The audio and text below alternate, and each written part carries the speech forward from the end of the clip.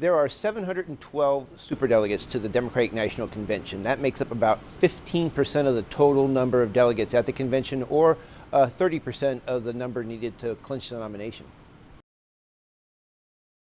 Despite Bernie Sanders' big win in New Hampshire, the superdelegates continue to flock to Hillary Clinton. And in fact, in our latest survey of superdelegates, she picked up 87 more endorsements, which dwarfs the number of delegates that Bernie Sanders won in New Hampshire.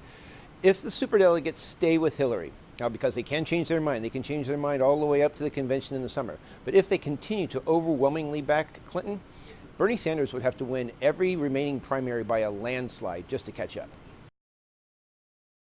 In the delegate count, Clinton leads 481 to 55.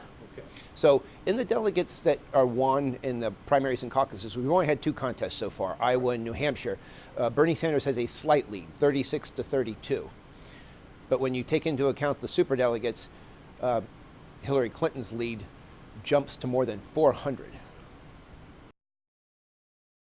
Bernie Sanders is an independent. He calls himself a democratic socialist. So while he may be ideologically aligned with many of these folks, he doesn't have the same kind of relationships with these people. We heard over and over from superdelegates saying, look, I've known the Clintons. I've been working in this party for years and sometimes decades and working to elect Democratic candidates, up and down the ballot.